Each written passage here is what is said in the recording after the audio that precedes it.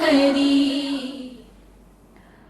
اعوذ باللہ من الشیطان الرجیم، بسم اللہ الرحمن الرحیم، الحمد للہ الذی ہدانا لہذا وما کننا لنہتدی لولا ان ہدانا اللہ۔ یعنی تمام تعریفیں اللہ رب العزت کے لیے ہیں جس نے ہمیں ہدایت کی راہ دکھائی، اور اگر اللہ ہمیں ہدایت کی راہ نہ دکھائے تو ہم کچھ بھی کر نہ پائیں۔ اللہم صلی علی سیدنا و مولانا محمد عدد ما فی علم اللہ صلاۃ دائمۃ بدوام ملک اللہ۔ السلام علیکم ورحمۃ اللہ وبرکاتہ۔ جناب، خواتین کی دینی تربیت اور اصلاح کے تعلق سے ARYQTV کی یہ عمدہ کاوش جس کا سرنامہ ہے دین اور خواتین، جسے آپ پاکستانی وقت کے مطابق کم و بیش 5 بجے اپنے پسندیدہ چینل ARYQTV پہ اس ذرائع ناچیز کے ساتھ، اپنی پسندیدہ عالمات کے ساتھ، پسندیدہ مفتی صاحب کے ساتھ ملاحظہ کرتے ہیں۔ ہماری کوشش یہ ہوتی ہے کہ جناب دینی معلومات آپ کے گھروں تک عام فہم انداز میں پہنچائی جائیں اور ہر گھر میں شریعت مطہرہ کی تعلیمات کی پریکٹس کو کسی طور عمل میں لایا جا سکے۔ اور الحمدللہ آپ تمام کے جس طرح کے میسیجز مجھے ریسیو ہوتے ہیں تو بڑی تقویت ملتی ہے اور بڑی مسرت ہوتی ہے کہ دین کا پیغام آپ تمام تک پہنچ رہا ہے اور میں اس کا حصہ ہوں، یہ میرے لیے باعث سعادت ہے۔ اس دعا کے ساتھ کہ بسم اللہ الرحمن الرحیم، رب ارحمہما کما ربیانی صغیرا، یا اللہ ہمارے ماں باپ پہ رحم فرما کہ جس طرح انہوں نے ہمیں چھٹپنے میں یا بچپنے میں پالا ہے، پروردگار ان دونوں کے ساتھ رحم کا، ان دونوں کے ساتھ شفقت کا، ان دونوں کے ساتھ حسن سلوک کرنے کا درس تو ہمیں دے رہا ہے۔ اب ہمیں اولاد ہونے کی حیثیت سے جو اولادیں اس وقت ہمیں دیکھ رہی ہیں، ہم سب کو یہ توفیق مرحمت فرما کہ ہم سب کے جو حق تو اپنے بعد یعنی وقضیٰ ربک کا جو تو حکم دے رہا ہے، اس کے بعد جو تو نے حق والدین بتلایا ہے، سمجھایا ہے کہ وبالوالدین احسانا، ہم سب کو توفیق عطا ہو جائے کہ ہم سب اپنے والدین کے تمام حقوق یعنی ان کے ساتھ نرمی کے ساتھ پیش آنا، یعنی ان کے ساتھ عاجزی کے ساتھ پیش آنا، یعنی نیکی اور بھلائی کے کاموں میں ان کی اطاعت کرنا، ان کی فرما برداری کرنا، یعنی ان کی دلجوئی کرنا، یعنی ان کے ساتھ ٹائم اسپینڈ کرنا، یعنی انہیں وقت دینا، یعنی ان کی ضروریات کا خیال رکھنا، یعنی آج کے دور میں کہ جب وہ بڑھاپے کی حالت کو پہنچ جاتے ہیں اور ہم کسی نہج پہ پہنچ جاتے ہیں یا کسی مقام و مرتبے کو حاصل کر لیتے ہیں تو پھر ان کو ڈیگریڈ نہیں کرنا، پھر ان کی ضروریات کا خیال کرنا ہے اور ان کے کہنے سے پہلے کرنا ہے۔ ہم اس دعا کے ساتھ کہ ہم اچھی اولاد بنیں گے اور خاتون ہونے کی حیثیت سے ہمیں اپنے بچوں کی اچھی تربیت کرنی ہے تاکہ وہ آئندہ اچھے ماں باپ ثابت ہوں۔ آج کا پروگرام شروع کرتے ہیں اور جناب آج جو عالمات ہمارے ساتھ موجود ہیں ماشاء اللہ جداگانہ انداز تکلم اور خوبصورت گفتگو فرماتی ہیں، عالمہ رابعہ خان کو سلام عرض کرتے ہیں۔ السلام علیکم۔ وعلیکم السلام ورحمۃ اللہ آپ وبرکاتہ۔ خیریت سے ہیں؟ الحمدللہ ماشاء اللہ، سلامت رہیے، آپ کو خوش آمدید کہتے ہیں۔ اور جو والدین کے حقوق سے کلام فرمانے کے لیے آج ہمارے ساتھ اسٹوڈیوز میں دوسری مہمان اسکالر موجود ہیں، آپ بھی ماشاء اللہ خوبصورت لب و لہجہ رکھتی ہیں اور اچھی گفتگو فرماتی ہیں، عالمہ شیرین خان کو بھی سلام عرض کرتے ہیں۔ السلام علیکم۔ وعلیکم السلام آپ خیریت سے ہیں؟ اللہ کا لاکھ شکر۔ ماشاء اللہ، ہم دعا گو ہیں آپ کے لیے بھی، آپ کے اچھے فیوچر کے لیے، اور آپ کا شکریہ ادا کرنا چاہتے ہیں کہ آپ یہاں موجود ہیں۔ جناب ہماری خوش نصیبی ہے اور میرے لیے سعادت مندی ہے کہ ہمارے استاد کریم ہماری رہنمائی کے لیے آج بھی موجود ہیں ماشاء اللہ، شیخ الحدیث مفتی محمد احسن نوید نیازی صاحب دامت فیودہم۔ السلام علیکم حضرت۔ وعلیکم السلام ورحمۃ اللہ وبرکاتہ۔ آپ خیریت سے ہیں؟ الحمدللہ رب العالمین۔ ماشاء اللہ، ہم آپ کے لیے دعا گو ہیں اور سوالات کا سلسلہ شروع کرتے ہیں۔ عالمہ رابعہ خان، آپ سے بات ہو رہی ہے جناب حقوق العباد میں سب سے مقدم جن کا حق ہے یعنی والدین کے تعلق سے۔ اگر والدین انتقال کر جاتے ہیں تو غسل میں، تجہیز و تکفین میں اور تدفین کے معاملات میں یعنی یہ تمام جو ذمہ داریاں ہیں یہ شریعت کس پہ لگاتی ہے؟ اعوذ باللہ من الشیطان الرجیم، بسم اللہ الرحمن الرحیم۔ دیکھیں سب سے پہلے تو جب انسان اس دنیا فانی سے کوچ کرتا ہے تو کچھ ذمہ داریاں شریعت کی طرف سے اس انسان کے مال پر باقی رہتی ہیں. یعنی کہ یہ ذہن نشین ہمیں رکھنا ہوگا کہ جو بھی وہ مال پیچھے چھوڑ کر جا رہا ہے جو اس کی ملکیت میں ہے تو شریعت کے کچھ احکامات اس کی طرف متوجہ ہوتے ہیں. یعنی کہ ذمہ داریاں ادا کرنے والے بظاہر تو اولاد ہی ہوگی، جو حیات ہیں ان کے اوپر ہی یہ ذمہ داریاں لازم ہوں گی، فرض کفایہ ہوں گی کہ چند بھی اگر ادا کر دیں تو سب کی طرف سے ادا ہو جائیں گی. لیکن اگر کوئی بھی نہیں کرے گا تو سب کے سب گناہ گار ہوں گے. لیکن اب یہاں پہ یہ بھی دیکھنا ہے کہ جو ایکسپینسز ہیں وہ در حقیقت نان نفقے کے تحت اولاد پہ آ رہے ہیں، وہ مال کس پہ لازم ہو یعنی رہا ہے؟ اخراجات جو ہیں. اخراجات کی بات کی جائے تو سب سے پہلے اب یہ دیکھیں کہ جو ذمہ داریاں مال کی طرف متوجہ ہوتی ہیں اس میں تجہیز و تکفین اور تدفین کے جو بھی اخراجات ہیں وہ سر فہرست ہیں. یعنی کہ وہ سب سے پہلے مائنس کیے جائیں گے میت کے خود کے مال سے اگر تو وہ مالدار ہے. اس کے بعد دوسرا قرض کی ڈیڈکشن ہوتی ہے کہ اگر کسی مسلمان کا قرض اس کے اوپر ہے تو پھر بندے کا قرض ادا کیا جائے گا. تھرڈ وصیت کے نفاذ وغیرہ جو ہوتا ہے یا اگر کوئی نان نفقہ یا کوئی فدیہ وغیرہ دینا ہے یا جو بھی اس کے ذمے عبادات کے سلسلے میں کفارے وغیرہ ہیں وہ مائنس کیے جائیں گے. تو تجہیز و تکفین اگر تو کوئی مرد کے پاس مال ہے تو ظاہر سی بات ہے کہ جو اولاد ہے وہ اگر فی الفور اس مال میں سے نہیں لیتی اور اپنی طرف سے خرچ کر بھی دیتی ہے تو یہ چوائس ہے کہ جب ترکہ ڈسٹریبیوٹ ہو رہا ہو ان کے تو چاہیں تو لے سکتے ہیں، ورنہ اگر احساناً کیا تو بہت اچھی بات ہے. لیکن عورت کے پیش نظر یہ مسئلہ ذہن میں رکھنا ہوگا کہ خاتون چاہے جتنی بھی مالدار ہو دنیا میں اس کا نان نفقہ جس کے اوپر بھی ہوگا، چاہے وہ شوہر حیات ہے یا چاہے وہ اولاد، تو پھر وہ پے کریں گے سارے، یعنی کہ سارے اخراجات پھر ان کے ذمے آئیں گے. تو اس طرح سے اگر تو مال موجود ہے تو ذمہ داری جو ہے وہ انہی کے مال سے پوری کی جائے گی. لیکن لے لیں مثال کہ اگر مال نہیں ہے تو پھر کیا صورتحال ہے؟ تو پھر یہی صورتحال ہوگی کہ دنیا میں جو ان کا نان نفقہ دے رہے ہیں یا دنیا میں جو بھی ان کے مالی اخراجات پورے کر رہے ہیں، جیسے اولاد ہے وہ سب مل کر اپنے اخراجات پورے کر رہے ہیں پیرنٹس کے، تو ظاہر سی بات ہے کہ وہ اس دنیا سے جا رہے ہیں. تو اب جو آخری رسومات کی ادائیگی ہوگی وہ بھی وہ اسی طرح سے کریں گے جیسے دنیا میں نان نفقہ پورا کرتے تھے.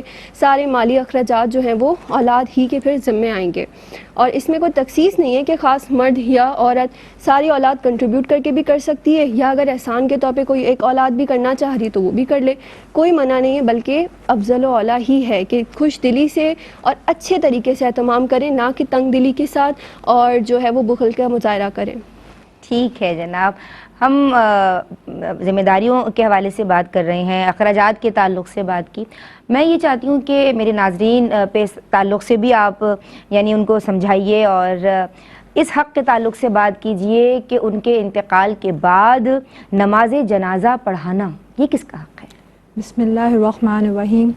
حدیث مبارکہ ہے کہ حضرت ابو اسید رضی اللہ عنہ بیان کرتے ہیں کہ ہم نبی کریم صلی اللہ علیہ وآلہ وسلم کی بارگاہ اقدس میں بیٹھے ہوئے تھے کہ ایک بنو سلمہ کا ایک شخص تشریف لے کر آیا اور اس نے عرض کیا کہ یا رسول اللہ، اپنے والدین کے، اپنے ماں باپ کی وفات کے بعد کیا میں ان کے ساتھ کسی بھی قسم کی نیکی کر سکتا ہوں؟ تو نبی کریم صلی اللہ علیہ وآلہ وسلم نے ارشاد فرمایا کہ تم ان کی نماز جنازہ پڑھو اور اگر ان کے لیے استغفار کرو، اور اگر انہوں نے کسی کے لیے کسی کے ساتھ وعدہ کیا ہوا ہے تو تم اس وعدے کو پورا کرو، اور جن کے ساتھ انہوں نے صلہ رحمی کا سلسلہ قائم کیا ہے تم اس کو پورا کرو، کہ وہ صلہ رحمی قائم کرو اور ان کے دوستوں کی تعظیم اور احترام کرو. تو اس حدیث مبارکہ سے ہمیں یہ پتہ معلوم ہوتا ہے، اسی طرح دیگر بہت ساری حدیث مبارکہ سے ہمیں یہ معلوم ہوتا ہے کہ ماں باپ کے ساتھ، ماں باپ کے لیے نماز جنازہ اور دعا استغفار کا یہ سلسلہ ایک ماں باپ کے ساتھ نیکی کرنا بھی ہے، اور ماں باپ کے ساتھ نیکی کرنے کا مطلب یہ ہے کہ اپنے لیے آخرت سنوارنے کا ایک بہترین موقع ہے. اب بات نماز جنازہ کی آتی ہے تو اس میں شریعت ہمیں کس چیز کی تعلیم دیتی ہے؟ شریعت ہمیں یہ بتاتی ہے کہ نماز جنازہ اگر اسلامی ریاست ہے تو نماز جنازہ کا سب سے زیادہ حقدار کہ پڑھانے کا جو حقدار ہے سب سے پہلے بادشاہ ہوتا ہے. بادشاہ نہ ہو تو پھر اس کا نائب ہوتا ہے، اور اگر دونوں نہ ہو تو پھر قاضی ہوتا ہے، اور قاضی نہ ہو تو پھر قاضی کا نائب ہوتا ہے، اور اس کے بعد ولی اقرب آتا ہے جیسے کہ بیٹا اس صورتحال میں. لیکن اگر اسلامی ریاست نہیں ہے تو پھر کون ہوگا؟ تو وہ یہ ہوتا ہے کہ ولی اقرب جیسے کہ بیٹا وہ نماز جنازہ پڑھا سکتا ہے. یعنی اگر بیٹا نماز جنازہ پڑھاتا ہے امام کی موجودگی میں تو وہ بالکل درست اور جائز ہے. لیکن صرف ایک صورتحال اس میں یہ آتی ہے کہ واٹ اف کہ اگر امام افضل ہے، نیک ہے، دیندار ہے، تو اس میں یہ ہے کہ ولی اقرب جیسے کہ بیٹا ہے وہ درخواست کر سکتا ہے، مستحب یہ ہے کہ وہ درخواست کر سکتا ہے اس امام سے کہ آپ پڑھا دیجیے. تو یہ نماز جنازہ کا پورا ہے. اسی طرح اگر ہم دیکھا جائے مطلب کہ نماز جنازہ میں شریک ہونا ہے والدین کی اور یا ان کی نماز جنازہ پڑھانا، دونوں صورتوں میں اپنے لیے وہی آخرت کا ایک بہترین ذریعہ ہے۔ اور اسی طرح اگر آپ نماز جنازہ پڑھا رہے ہیں تو اسی طرح والدین کے لیے مغفرت کی دعا کرنا، یہ صدقہ جاری ہے۔ تو اللہ تبارک و تعالیٰ سے دعا ہے کہ اللہ تبارک و تعالیٰ ہمیں توفیق دے کہ ہم اپنے والدین کی زندگی میں اور ان کی اس دنیا سے وفات ہونے کے بعد دونوں صورتوں میں ان کے ساتھ نیکی کا سلسلہ ہمیشہ جاری رکھیں۔ سبحان اللہ، یعنی والدین کے ساتھ یہ جو حسن سلوک ہے یہ زندگی میں بھی جاری رکھنا ہے اور ان کے وصال، ان کے انتقال کے بعد بھی یہ معاملہ رہنا چاہیے۔ اور اس کی جو تفصیل ہے مفتی صاحب سے جانیں گے، لیکن اب یہ کالر شامل کر رہی ہوں۔ السلام علیکم۔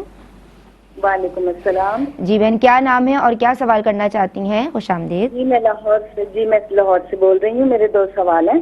جی جی، سوال میرا کیجیے۔ پہلا سوال یہ ہے کہ صبح یا کسی وقت بھی اذان ہوتی ہے تو عورت اذان کی کتنی دیر بعد میں نماز پڑھ سکتی ہے؟ کیونکہ میں اپنے ٹائم کے مطابق کے کام کا مجھے ہوتا ہے، میں اذان پہلی ہی اذان کا جواب دیتے ساتھ فوراً نماز پڑھ لیتی ہوں۔ اور اسی طرح فجر میں ہوتی ہے اذان نماز، تو پھر میں 2 سنت کے بعد میں تسبیح کرتی ہوں، مجھے نیند آتی ہے، بار بار جھونکا آتا ہے 1-2 منٹ کے لیے، یعنی کہ اس میں پھر میں دوبارہ وضو کرنا پڑتا ہے یا نماز پڑھ سکتی ہوں؟ تو یہ بار بار میرے ساتھ ایسے ہی ہوتا ہے۔ اچھا جی، ٹھیک ہے جی، بہت شکریہ۔ اس وقت ایک بریک شامل کر رہے ہیں پروگرام میں جناب، والدین کے حقوق پروگرام کا موضوع ہے، آپ کی کال شامل کی جا رہی ہیں، ہمارے ساتھ رہیے، اپنے لبوں کو درود پاک سے تر رکھیے، ہم حاضر ہوتے ہیں۔ اللہ بسم اللہ الرحمن الرحیم۔ السلام علیکم ورحمۃ اللہ۔ جناب بات ہو رہی ہے والدین کے حقوق کے تعلق سے، والدین کے ساتھ حسن سلوک مالی، زبانی اور جناب عملی طور پہ آپ کو ہم وقت کرنا ہے، اور یہ شریعت کا تقاضا بھی ہے، اور اس سے اللہ تبارک و تعالیٰ کی رضا اور خوشنودی حاصل ہوتی ہے۔ کالر سے یہ ریکویسٹ کرنا چاہوں گی کہ چونکہ ہمارا موضوع والدین کے حقوق ہے تو اسی تعلق سے، یعنی موضوع کے حساب سے، موضوع کی مناسبت سے سوالات کیجیے تو زیادہ بہتر رہے گا۔ السلام علیکم، میں کالر شامل کر رہی ہوں۔ وعلیکم السلام۔ جی کیا نام ہے اور کیا سوال کرنا چاہتی ہیں؟ خوش آمدید۔ میرا نام نسیمہ، میں میاں والی سے بول رہی ہوں۔ جی نسیمہ، کیا سوال کرنا چاہتی ہیں؟ جی میرا سوال یہ ہے کہ یہ مراقبہ کرتے ہیں نا عبادت، تو جی جی، وہ کس طرح کرنی چاہیے اور اس میں کیا پڑھنا چاہیے اور کس ٹائم پہ کرنا چاہیے، یہ میں پوچھنا چاہتی ہوں۔ اچھا جی، ٹھیک ہے جی، بہت شکریہ، آپ نے ہمیں کال کیا، آپ کا سوال میں نے شامل کر لیا ہے۔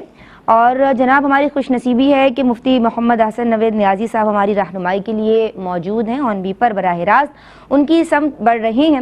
مفتی صاحب بات ہو رہی ہے والدین کے حقوق کے تعلق سے، والدین کی نماز جنازہ کے تعلق سے کلام کیا گیا، میں نے اپنی بہنوں سے سوال کیا، اور مجھے یہ بتائیے کہ اگر وہ انتقال کر جاتے ہیں تو اخراجات اب کس کے ذمے ہوں گے؟ بسم اللہ الرحمن الرحیم، صلی اللہ علیہ حبیب محمد وعلی آلہ وصحبہ وبارک وسلم۔ دیکھیں اس سلسلے میں جو ضابطہ یہ ہے کہ اگر والدین کا انتقال ہوا، کسی کا بھی انتقال ہوا، میت کی تجہیز و تکفین و تدفین کے اخراجات کی ذمہ داری کس کی ہے؟ تو سب سے پہلے یہ سمجھ لیجئے کہ میت کے مال میں سے یہ ادا کیے جائیں گے، جی، اور اگر میت کے پاس اتنا مال موجود نہیں ہے تو اس صورت میں وہ شخص ادا کرے گا کہ جس شخص پر اس کا نفقہ واجب تھا۔ اچھا، یعنی اگر جو ہے وہ شادی شدہ خاتون ہے تو اس کے شوہر پر اس کا نفقہ واجب تھا تو اس کا شوہر دے گا، اور اگر مرد ہے یا ایسی خاتون ہے کہ جس کی شادی نہیں ہوئی یا اس کے شوہر کا انتقال ہو چکا، ایسی خاتون ہے کہ اس کے شوہر کا انتقال ہو چکا ہے، تو اس صورت میں جو ہے اس کا نفقہ چونکہ جو ہے وہ بیٹے پر واجب ہوتا ہے تو بیٹا دے گا، بیٹا ادا کرے گا۔ اچھا، یعنی ولی، ہماری جو فقہی اصطلاح ہے اس میں ولی کہتے ہیں سرپرست کو، گارجین کو، اسے اچھا، ولی کہا جاتا ہے۔ ایک ولی تو دوست کے معنی میں استعمال ہوتا ہے نا کہ اللہ کا ولی، وہ ایک الگ اصطلاح ہے، اور ایک ٹرم یہ ہے ولی سرپرست کو کہتے ہیں۔ اب وہ جو سرپرست ہوتا ہے وہ اولاد بھی ہو سکتی ہے، وہ آبا بھی ہو سکتے ہیں۔ تو اگر میت کا باپ اور بیٹا دونوں موجود ہوں، اس صورت میں بھی اس کے جو اخراجات کی ذمہ داری ہے وہ بیٹے کی ہے، کیونکہ زندگی میں اگر باپ اور بیٹا دونوں موجود ہوں، بالغ بیٹے کی بات ہو رہی ہے، تو اس صورت میں جو ہے وہ نفقہ جو ہے وہ کس کے ذمہ لازم ہوتا ہے؟ نفقہ جو ہے بیٹے کے ذمہ لازم ہوتا ہے۔ تو اس لیے میت اگر ہو گئی ہے تو اخراجات اس کے بیٹا ادا کرے گا، جبکہ بیٹا جو ہے بالغ ہو اور یہ اخراجات ادا کر سکتا ہو۔ اچھا۔ اور اگر جو ہے وہ بیٹا بھی اخراجات ادا نہ کر سکتا ہو، اس کی بھی اتنی استطاعت نہیں ہے، تو اس صورت میں دوسرا ولی، جیسے باپ، میت کا باپ ہو گیا یا میت کے قریبی رشتہ داروں میں اور کوئی ایسا آدمی کہ جو وہ اخراجات اٹھا سکتا ہے۔ اور اگر کوئی ایسی صورت درپیش آ گئی ہے کہ وہ میت خود بھی غریب تھی، اس کے اپنے پاس بھی اتنا مال و اسباب نہیں تھا، پیچھے جو رشتہ دار تھے، رشتہ داروں میں سے بھی کوئی ایسا موجود نہیں کہ جو اخراجات اٹھا سکے، یا رشتہ دار ہیں ہی نہیں سرے سے، تو اس صورت میں جن مسلمانوں کو بھی اس کی موت کا پتہ چلے اور وہ مسلمان خرچہ اٹھا سکتے ہوں، ان کی ذمہ داری ہے وہ یہ خرچہ اٹھائیں گے۔ اگر ادروائز ویسے یہ حکومت وقت کی ذمہ داری ہوتی ہے، بیت المال سے خرچ ادا کیا جاتا ہے، لیکن اگر حکومت وقت کے ہاں ایسا کوئی نظم نہ ہو، ایسا سسٹم نہ ہو، جیسا کہ ہمارے ہاں کوئی ایسا سسٹم نہیں ہے، تو اس صورت میں جو عام مسلمان ہیں، جو محلے دار ہیں، دیگر قریبی مسلمان جو پڑوسی وغیرہ ہیں، جنہیں پتہ چلے کہ اس طرح میت کا انتقال ہوا ہے اور اس کے پاس مال نہیں ہے، یا جو ہے اس کے رشتہ دار نہیں ہیں، یا رشتہ داروں کے پاس مال نہیں ہے، تجہیز تدفین کے اخراجات نہیں اٹھا سکتے، تو صورت میں ان مسلمانوں پر لازم ہے کہ وہ حسب استطاعت جو ہے اس کے تجہیز و تدفین کے اخراجات برداشت کریں۔ ٹھیک ہے حضرت۔ ایک کالر ہمارے ساتھ ہیں جی، السلام علیکم۔ ہلو، السلام علیکم۔ وعلیکم السلام ورحمۃ اللہ۔ ہمیرا بہن کیسی ہیں آپ؟ خوش آمدید کہتے ہیں۔ الحمدللہ علی کل حال، آپ کیسی ہیں؟ الحمدللہ علی کل حال۔ کیا سوالات لے کے آئی ہیں بہن؟ میرا پہلا سوال یہ ہے کہ ہمارے نبی پاک علیہ الصلوۃ والسلام کی حدیث مبارکہ ہے کہ جنت ماؤں کے قدموں تلے ہے، تو بعض لوگ یہ سمجھتے ہیں کہ گناہگار والدہ کے قدموں تلے نہیں ہے، اس کی وضاحت فرما دیجیے۔ اچھا جی، ٹھیک ہے۔ دوسرا سوال یہ ہے کہ اگر کوئی اولاد اپنے والدین کو اولڈ ہاؤس میں ادھر داخل کرا کر اور خرچ وغیرہ برداشت کرتی ہے، کہ ایسی اولاد گناہگار ہوتی ہے؟ اچھا جی، اور ٹھیک لاسٹ ہے۔ کوشچن یہ ہے کہ چھینک جس کو آتی ہے تو یرحمک اللہ کہنا، وہ الحمدللہ کہہ دیتا ہے، تو اس کے جواب میں یرحمک اللہ کہنا واجب ہو جاتا ہے؟ اگر کوئی اردو میں کہہ دے، عربی کے لفظ ادا نہ کرے، تو کیا واجب ادا ہو جائے گا؟ اس والے سے رہنمائی فرمائیے گا۔ اچھا، السلام علیکم ورحمۃ اللہ وبرکاتہ۔ وعلیکم السلام ورحمۃ اللہ وبرکاتہ۔ جی حضرت، اپنی بات مکمل کیجیے۔ جی، تو میں گزارش کر رہا تھا تجہیز و تدفین کے خراجات کی ذمہ داری کے حوالے سے کہ میت کے مال میں سے ادا کیے جائیں گے، اور اگر جو ہے میت کے پاس اتنا مال نہ ہو تو اس صورت میں وہ شخص ادا کرے گا کہ جس کے ذمہ اس کی زندگی میں اس کا نفقہ واجب تھا، وہ شخص ادا کرے گا، اور وہ بھی نہ ہو تو حکومت وقت کی ذمہ داری ہے، اور حکومت وقت ذمہ داری ادا نہ کرے، یا کوئی ایسا نظم نہ ہو تو پھر عام مسلمان پڑوسی محلے دار وغیرہ جو بھی استطاعت رکھتا ہو وہ اس مسلمان میت کے حرمت کو ملوز رکھتے ہوئے اس کی تجہیز تدفین کے اخراجات اٹھائے گا۔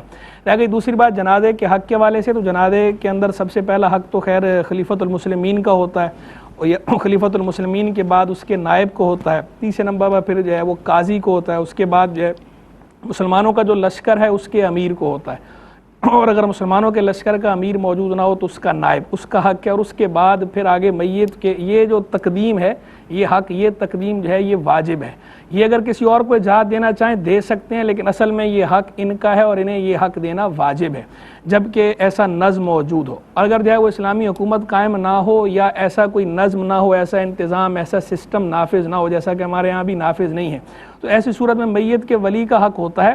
اب یہاں مسئلہ یہ درپیش آتا ہے کہ میت کے ولی اور جو مسجد محلہ ہے اس کا امام، ان دونوں میں سے کون جو ہے وہ حقدار ہے؟ کیونکہ کتب فقہیہ میں دونوں طرح کی باتیں لکھی ہوئی ہیں، بعض جگہ یہ لکھا ہوا ہے کہ میت کا ولی حقدار ہے، حق ہے، زیادہ حقدار ہے، اور بعض جگہ یہ لکھا ہوا ہے کہ مسجد محلہ کا جو امام ہے یہ حقدار ہے، یہ زیادہ حقدار ہے، حق ہے۔ تو اس میں تطبیق یہ ہے کہ اگر مسجد محلہ کا امام میت کے ولی کے مقابلے میں زیادہ دیندار ہو یا زیادہ علم والا، یعنی علم اور تقوی، دیندار زیادہ اس لیے کہہ رہے ہیں مسلمان معاشرے کی بات ہو رہی ہے کہ امام مسجد میں ظاہری بات ہے دیندار ہی ہوں گے، دوسرے کے مقابلے میں زیادہ دیندار ہوں، یعنی علم میں یا تقوی میں اگر وہ میت کے ولی سے بڑھ کر ہے، تو اس صورت میں مسجد محلہ کا امام جو ہے امام مسجد الحی، یہ حق ہے، زیادہ حقدار ہے۔ لیکن یہ جو تقدیم ہے یہ مستحب ہے، یہ واجب نہیں ہے، یعنی اس کے باوجود اگر میت کا ولی خود پڑھانا چاہے تو پڑھا سکتا ہے، یہ تقدیم لازم نہیں ہے۔ وہ جو پیچھے خلیفۃ المسلمین اور اس کے نائب، وہ تقدیم لازم تھی، لیکن یہ جو مسجد محلہ کے امام کی تقدیم ہے اسے آگے کرنا ہے، یہ لازم نہیں ہے، یہ صرف مستحب ہے، لیکن مستحب بھی اسی صورت میں جب کہ وہ علم میں اور تقوی میں میت کے ولی سے بڑھ کر ہو۔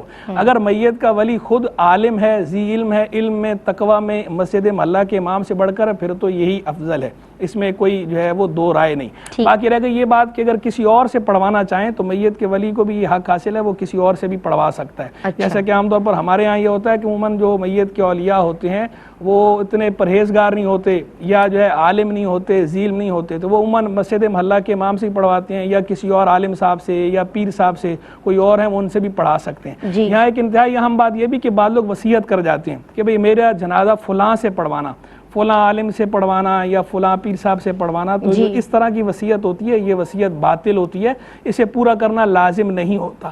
پھر بھی اگر کوئی ادا کر دے, میت کے جو والی ہیں, میت کے اولیاء ہیں, جو ورثہ ہیں, وہ اگر اس پر عمل کرنا چاہیں تو عمل کر سکتے ہیں, لیکن یہ وصیت جو ہے وہ لازم نہیں ہوتی, یہ شرعاً نافذ نہیں ہوتی. کہ اگر کوئی اس طرح کہے کہ جی فلاں سے پڑھانا ضروری نہیں ہے, فلاں پڑھا دے تو اچھی بات ہے, نہ بھی پڑھائے تو نہ اس پر کوئی گرفت ہے شرعی طور پر, نہ میت کے اولیاء پر کوئی شرعی گرفت ہے. یہ حق بہرحال میت کے ولی کا ہی ہے کہ وہ جس سے پڑھوانا چاہے اسے پڑھوا سکتے ہیں. مسجد محلہ کے امام کو آگے جو کرنے والی بات ہے اس کی وجہ بھی فقہاء نے بیان فرمائی ہے. اس کی وجہ دراصل یہ ہے کیونکہ وہ اپنی زندگی میں اس مسجد محلہ کے امام کے پیچھے نماز ادا کرنے کو اپنے لیے سعادت سمجھتا تھا, پڑھتا تھا, اسی لیے یہ کہا گیا ہے کہ اس کو آگے کرے, اس کی تقدیم کی جائے کہ اسی سے جنازہ پڑھایا جائے. ٹھیک ہے مفتی صاحب. ایک کالر ہمارے ساتھ ہیں. جی السلام علیکم.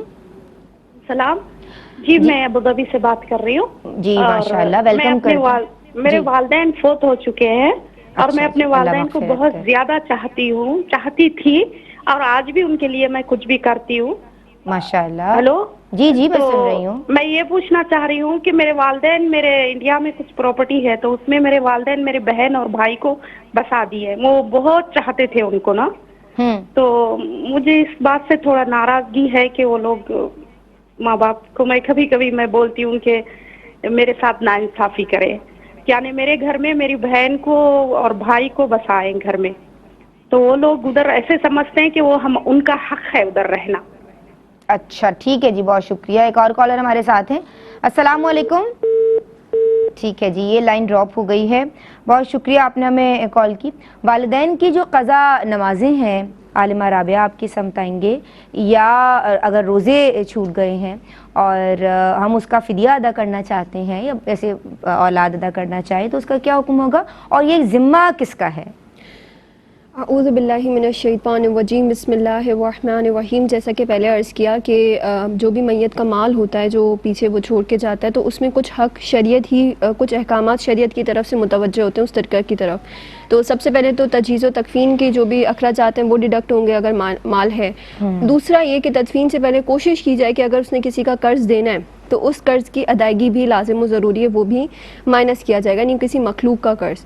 تیسرا یہ کہ اگر جو ہے وہ وصیت چونکہ کرنا اگر کی بھی ہے, میت نے وصیت کی بھی ہے, تو سب سے پہلے یہ ترجیح دی جائے گی کہ اس کے ذمے کوئی نمازیں ہیں یا اس نے اس چیز کی وصیت خود کی ہے, خود کر کے گیا ہے کہ میرے ذمے جو بھی نماز ہے یا جو بھی میرے فدیے ہیں روزے کے, یا کوئی اس نے منت مانی تھی یا کوئی کفارہ تھا یا کوئی حج بدل کا جو بھی معاملات تھے اس کے, تو اس کی 1/3 جو وصیت جس میں نفاذ ہوتا ہے, مال کے 1/3 میں وصیت کا جو نفاذ ہوتا ہے اس میں اس کے وہ سارے فدیے کے اخراجات اسی سے مائنس کیے جائیں گے. اچھا. لیکن اگر اخراجات اس سے زیادہ بھی ہو رہے ہیں, فار ایگزامپل تو جو بھی سارے ورثاء ہیں, اگر بالغ ورثاء ہیں سارے کے سارے, تو ان کی اجازت سے 1/3 سے زیادہ بھی جو ہے وہ بڑھایا جا سکتا ہے اور اس میں سے اس کے اخراجات مائنس کیے جا سکتے ہیں.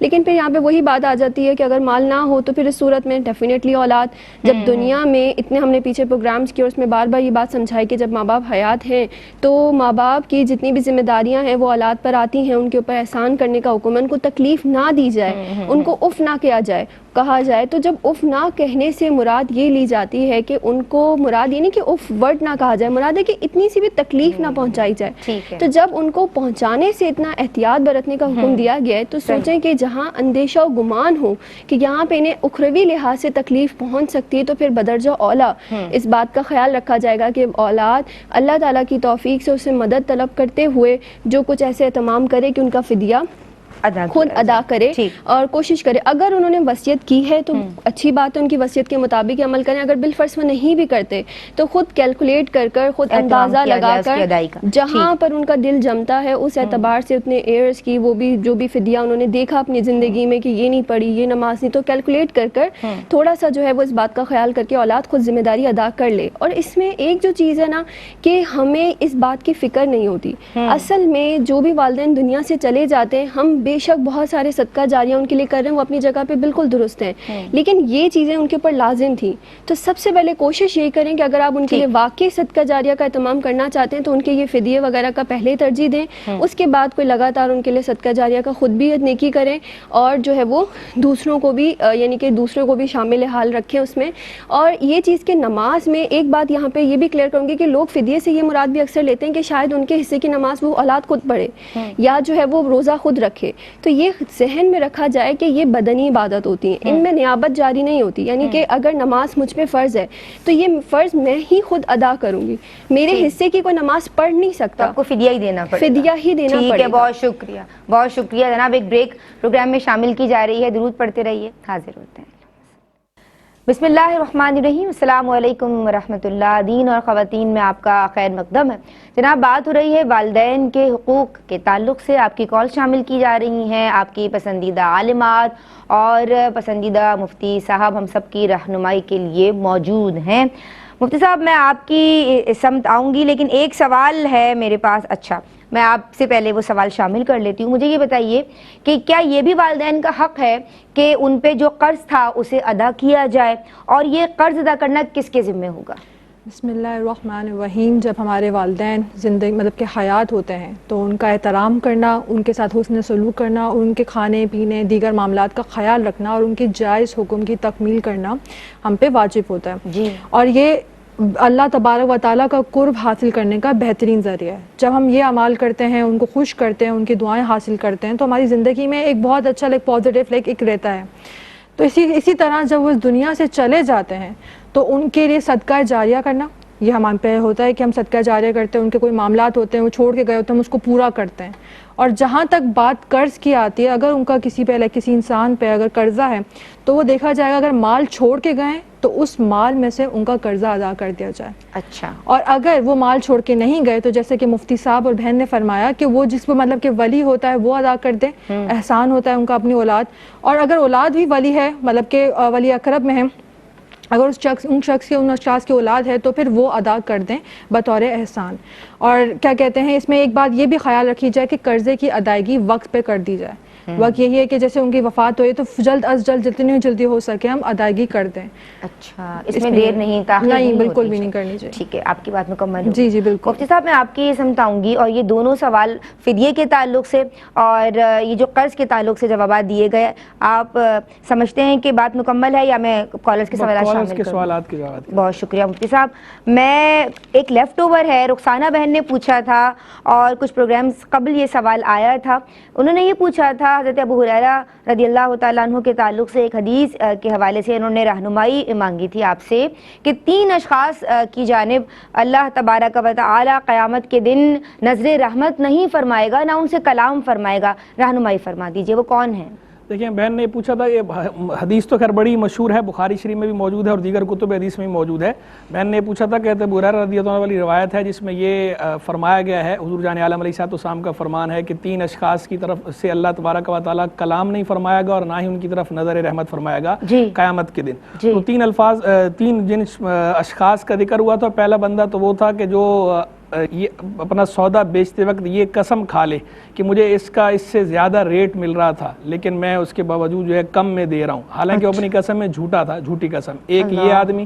دوسرا وہ آدمی کہ جو عصر کی نماز کے بعد جھوٹی قسم کھائے اس لیے کہ کسی مسلمان کا مال ہتھیا لے. اور تیسرا وہ آدمی تھا کہ جو کسی سے پانی روک لے, ضرورت سے زائد پانی ہے اور وہ کسی کو ضرورت ہو, اس کے پاس اضافی ہے, زائدہ ضرورت ہے, فالتو پانی ہے, کسی کی ضرورت ہے لیکن یہ اسے نہیں دے رہا, اس سے روک رہا ہے, وہ مانگ رہا ہے, یہ اس سے روک رہا ہے, تو اللہ تعالیٰ بروز قیامت سے فرمائے گا آج میں تجھ سے اپنا فضل اسی طرح روکوں گا جس طرح تو نے اس چیز کا فضل یعنی فالتو حصہ روک لیا تھا جسے تیرے ہاتھوں نے بنایا بھی نہیں تھا. تو یہ بہن نے یہ پوچھا تھا کہ یہ جو آخری دو شخص جو ہے جن کا ذکر کیا گیا ہے، یہ آخری دو باتیں مجھے سمجھ میں نہیں آتی، اس سے کیا مراد ہے؟ اچھا، یعنی مقصد یہ تھا کہ جو دوسری بات میں یہ فرمایا نا کہ وہ آدمی کہ جو عصر کی نماز کے بعد جھوٹی قسم کھائے تاکہ مسلمان کا مال ہتھیا لے، تو یہ عصر کی نماز کے بعد کا کیا ماجرا ہے، کیا معاملہ ہے، اس کی کیا تخصیص ہے؟ تو دیکھیں اصل میں بات یہ ہے کہ یہ جو عصر کی نماز کے بعد کی بات ہوئی نا اس میں، تو یہ قید احترازی نہیں ہے، قید اتفاقی ہے۔ اچھا، قید اتفاقی کا مطلب یہ ہے کہ یہ اس وقت رائج تھا ایسا۔ ایک قید ہوتی ہے قید احترازی۔ قید احترازی کا مطلب یہ ہوتا ہے کوئی ایسا وصف بیان کرنا، کوئی ایسی صفت بیان کرنا کہ جس کے ذریعے اس کے غیر کو نکالنا مقصود ہو، اور یہ بتانا ہو کہ یہ خاص اسی صورت کے ساتھ ہے، یعنی اسپیسیفائی کرنا ہو تو کہتے ہیں قید احترازی۔ اور جب اسپیسیفائی کرنا مقصود نہ ہو، جنرل ایک بات کی جا رہی ہو اور ضمناً بیچ میں کوئی وصف آ گیا ہو، تو اسے کہتے ہیں قید اتفاقی، کہ یہ اتفاقی قید ہے۔ وہ اتفاقی قید کی بھی کوئی نہ کوئی وجہ ہوتی ہے۔ وہ وجہ کیا ہے کہ چونکہ وہاں پر جو مشرکین تھے، مشرکین مکہ اور دیگر لوگ عرب جو ہے، عرب جتنے بھی، تو ان کے یہاں یہ رواج تھا کہ وہ عصر کی نماز کے، چونکہ مغرب میں عام طور پر وہ لوگ بازار بند کر دیا کرتے تھے، تو آخری وقت ہوتا تھا تو اس وقت جو ہے وہ اپنا مال جلدی نکالنے کے چکر میں قسمیں زیادہ کھاتے تھے اور جھوٹی قسمیں کھاتے تھے۔ تو وہ یہ اس وقت چونکہ یہ رواج تھا تو ان کے اس رواج کو مد نظر رکھتے ہوئے عصر کے بعد کا لفظ فرمایا گیا ہے، ورنہ عصر کی تخصیص نہیں ہے۔ عصر کا وقت ہو یا ظہر کا وقت ہو یا فجر کا وقت ہو، کبھی بھی نہیں کھانی، جھوٹی قسم کبھی بھی کھائے گا تو وہ وعید کے تحت، جھوٹی قسم نہیں کھانی چاہیے اور وہ وعید کے تحت داخل ہوگا۔ دوسری وجہ یہ ہے کہ جو نماز، یہ جو عصر کی نماز کا وقت ہے، اس کی ایک وجہ اور بھی ہے کیونکہ یہ فضیلت والا وقت ہے۔ یعنی اس وقت فرشتے جو ہے وہ تبدیل ہوتے ہیں، رات اور دن کے جو فرشتے ہیں الگ الگ فرشتے ہیں، ان کی ڈیوٹیز تبدیل ہوتی ہیں۔ یعنی اب یہ دن کے فرشتے جا رہے ہوتے ہیں نام اعمال لپیٹ کے، اور پھر آگے رات کے فرشتوں نے آنا ہوتا ہے۔ تو یہ چونکہ یہ عظیم وقت ہے، تو عظیم وقت کے بارے میں بھی یہ قاعدہ ہے کہ جس طرح عظیم وقت میں نیکی کرنا جو ہے وہ اسے اور عظیم بنا دیتا ہے، تو عظیم وقت میں کوئی جرم کرنا، کوئی گناہ کرنا، وہ اس گناہ کی سنگینی میں، قباحت میں اضافہ کر دیتا ہے۔ تو اس وقت میں یہ گناہ کر رہے تھے تو اس کی قباحت میں اضافہ ہو گیا، اسی لیے یہ وعید ارشاد فرمائی گئی۔ یہ تو تھی دوسری بات کی توجہ۔ تیسری بات کی توجہ یہ ہے کہ وہ جو تیسرے شخص کا ذکر ہوا نا پانی روکنے والے کا، تو وہ اصل میں یہ بتانا مقصود ہے کہ کوئی بھی ضرورت سے زائد چیز ہو اور اگر کوئی مانگ رہا ہو تو اسے دے دینی چاہیے، بالخصوص وہ چیز کہ جس چیز کی آپ کو حاجت نہیں، آپ کی ضرورت سے زائد چیز ہے۔ اور پانی چونکہ انسان نے خود نہیں بنایا ہوا، وہ پانی جو ہے وہ اللہ تبارک و تعالیٰ کا نازل کردہ ہے۔ اس پانی کو اگر یہ روک رہا ہے کسی سے تو اللہ تعالیٰ اسی لیے فرمائے گا نا کہ وہ آج میں تجھ سے اپنا فضل روکوں گا جس طرح تو نے دنیا میں اس چیز کا فالتو سا روک دیا تھا جسے تیرے ہاتھوں نے نہیں بنایا۔ یعنی بندے کی تخلیق کا، کریشن کا اس میں کوئی دخل نہیں۔ لیکن یہاں یہ بھی پیش نظر ہے کہ اس میں دو باتیں ہیں جو فقہائے کرام نے بھی بیان فرمائی اور محدثین نے بھی اس کی وضاحت فرمائی کہ اگر پانی اس کی اپنی ضرورت کا ہے تو یہ روک سکتا ہے۔ مثلا پانی اس کے پاس ہے ہی تھوڑا سا اور وہ اس کی اپنی ضرورت کا ہے، تو یہ اگر اگلے کو منع کر دیتا ہے تو پھر یہ اس وعید کے تحت نہیں آتا۔ ایک بات۔ دوسری بات کہ پانی اگر اس نے خود بنایا، خود سے مراد کہ خود کنواں کھودا ہے اور اس سے پانی کوئی لائن وغیرہ یا اپنا اس نے جو ہے بورنگ کروائی ہے اپنی اور اپنا خرچہ کیا ہے، اپنا خرچ کر کے اگر اپنا پانی کیا تو وہ پانی جو ہے وہ دوسرے کو دینا لازم نہیں۔ اس پانی کو نہ دینے کی صورت میں اس وعید کے تحت نہیں آئے گا۔ لیکن پھر بھی بہتر یہ ہے کہ بندے کے اندر ایثار کا اور سخاوت کا جذبہ ہونا چاہیے۔ یہ مورل ویلیوز ہیں، اخلاقی اقدار ہیں، ایتھکس ہیں جو ہمیں اسلام تعلیم کرتا ہے، تو اخلاقاً دینا چاہیے لیکن وہ وعید کے تحت نہیں آئے گا۔ تو امید ہے بہن کو بات سمجھ آ گئی ہوگی، پھر بھی سمجھ میں نہ آئے تو دوبارہ کال کر لیجئے کہ سمجھا دیں گے۔ ماشاءاللہ۔ لاہور سے بہن نے پوچھا ہے کہ یہ فجر کی جو اذان کے فوراً بعد نماز پڑھ لیتی ہیں، ان کو وقت پتہ ہے تو یہ کوشش کرتی ہیں کہ اول وقت میں نماز ادا کر لیں۔ وہ کہہ رہی ہیں کہ اگر میں دیر کرتی ہوں تو مجھے نیند کے جھونکے آتے ہیں اور پھر مجھے یہ خدشہ ہوتا ہے کہ میرا وضو قائم رہا یا نہیں، رہنمائی فرمائیں۔ ٹھیک ہے، بالکل بہن ایسا کر سکتے ہیں، جب بھی نماز کا وقت شروع ہو جائے، اذان ہو یا نہ ہو، نماز کا وقت اگر شروع ہو گیا اور پریئر ٹائمنگز کے ذریعے انہیں معلوم ہے نماز کا وقت، تو یہ نماز ادا کر سکتی ہیں۔ باقی یہ الگ بات ہے کہ فجر کے سوا بقیہ نمازوں میں بہتر یہ ہوتا ہے کہ مردوں کی جماعت کے بعد خاتون جو ہے وہ نماز ادا کریں، اور فجر جو ہے اس میں مردوں کی جماعت سے پہلے پڑھنا ویسے ہی خاتون کے لیے مستحب تھا، لیکن یہ مستحب ہے صرف اگر خاتون اس سے برعکس بھی کرنا چاہیں، اس وقت کے اندر کسی بھی وقت نماز پڑھ لے، نماز کا جو وقت ہے پورا وقت، اس وقت کے کسی بھی حصے میں، کسی بھی جز میں نماز ادا کر لے، ادا کر سکتی ہے۔ فجر میں تو اولا ہی یہی تھا کہ وہ پہلے ہی ادا کر لیں، لہذا فوراً ادا کر لیں۔ ابو ظہبی سے بہن نے پوچھا ہے والدین فوت ہو گئے ہیں، اصالہ ثواب کے لیے کون سی سورت کی تلاوت کرنی چاہیے؟ ویسے تو قرآن مجید فرقان حمید برہان رشید جو ہے وہ سارے کا سارا ہی نور ہے، سارے کا سارا ہی رحمت ہے، سارے کا سارا ہی اجر و ثواب کے ترتب کا باعث ہے۔ جو بھی سورت قرآن مجید کی تلاوت کریں گی، جس بھی آیت کی تلاوت کریں گی، اخلاص کے ساتھ کریں گی، صدق کے دل سے کریں گی، اس کا اجر ملے گا، ان کو بھی ملے گا اور والدین کو ایصال کریں گے انہیں بھی ملے گا۔ اپنی سہولت کے اعتبار سے حسب ذوق حسب سہولت کسی بھی سورت کی تلاوت کی جا سکتی ہے۔ ویسے ہمارے یہاں رائج یہ ہے کہ لوگ زیادہ تر سورہ یاسین کی تلاوت ایسے مواقع پر کیا کرتے ہیں، لیکن یہ سورہ یاسین کے سوا اور سورہ یاسین کے علاوہ اور کوئی سورت پڑھنا چاہیں اسے بھی پڑھ سکتی ہیں، اور اگر سارا قرآن مجید ختم کرنا چاہیں اس کا بھی کر سکتی ہیں جائز طریقے کے ساتھ۔ ان کا ایک پراپرٹی والا مسئلہ بھی تھا حضرت، پراپرٹی کا یہ بہن یہ کہہ رہی تھی کہ میں باہر رہتی ہوں دوسرے ملک میں، اور یہ ویسے بیسیکلی انڈیا کی ہیں، ہند سے تعلق رکھتی ہیں، ابھی یہ باہر ہیں ابو ظہبی میں، تو کہہ رہی ہیں کہ میرے والدین نے میری جو زمین ہے وہ ہماری جو پراپرٹی تھی وہ ہمارے بہن بھائیوں کو اس میں بسا دیا ہے، اور گویا ایسا کر دیا کہ جیسے اس پراپرٹی سے ہمارا کوئی تعلق نہیں ہے، تو میرے والدین کے بارے میں میرے دل میں خلش ہے۔ تو اب چونکہ ہمیں اس کی تفصیل معلوم نہیں کہ یہ جو انہوں نے بات بتائی ہے کہ اس پراپرٹی سے کیا مراد ہے، کہا وہ پراپرٹی ان کی اپنی تھی یا ان کے والدین کی تھی اور والدین ان کو نہیں دی، دوسرے اولاد کو دے دی ہے، یہ مراد ہے، یا ان کی اپنی ملکیت تھی اور ان کی ملکیت والدین نے دوسروں کو دے دی ہے۔ چونکہ تفصیل معلوم نہیں ہے تو انشاءاللہ اگلی دفعہ کال کر کے تفصیل بتا دیں، اس کے مطابق جو ہے انشاءاللہ دونوں صورتوں کا جواب دے دیں گے۔ ٹھیک ہے، نسیمہ بہن اور حمیرہ بہن کے سوالات ہیں لیکن ابھی جی انشاءاللہ کل شامل کریں گے، آج کے لیے وقت بس اتنا ہی ہے۔ بہت شکریہ آپ تمام کالرز کا، میں بہت شکریہ ادا کرنا چاہتی ہوں مفتی صاحب آپ کا، اور ہماری دونوں عالمات، میں آپ دونوں کا شکریہ ادا کرنا چاہتی ہوں۔ عالمہ رابعہ خان آپ کی شکر گزار ہوں، عالمہ شیری میں آپ کی شکر گزار ہوں۔ ناظرین آپ لوگوں کا بہت شکریہ کہ آپ لوگ ہمیں کالز کرتے ہیں، اور جو بھی سوالات ہمارے موضوع کی مناسبت سے آپ کے اذہان کے نقشوں پہ ابھرتے ہیں آپ وہ ہمارے اس پلیٹ فارم تک لے کے آتے ہیں۔ ہماری کوشش یہ ہوتی ہے کہ مستند عالمات سے اور مفتی صاحب سے جو یہاں موجود ہوتے ہیں آپ کے سوالات کے جوابات دیے جائیں، بلکہ جب مفتی صاحب کے حضور ہم آپ کے سوالات لے کے جاتے ہیں تو آپ کی تشفی ہو جاتی ہے۔ اللہ سے دعا کرتے ہیں کہ اللہ تبارک و تعالی ہم سب کی صحیح کو اپنی بارگاہ میں قبول و منظور فرمائے، اور آج کے لیے بس اتنا ہی۔ السلام علیکم ورحمۃ اللہ۔ السلام علیکم ناظرین، دینی معلومات اور احکامات پہ مبنی پروگرامز دیکھنے کے لیے ہمارے چینل ARYQTV کو سبسکرائب کیجیے، اور ہاں بیل آئیکن کو دبانا مت بھولیے گا تاکہ آپ کے پسندیدہ پروگرامز مس نہ ہوں۔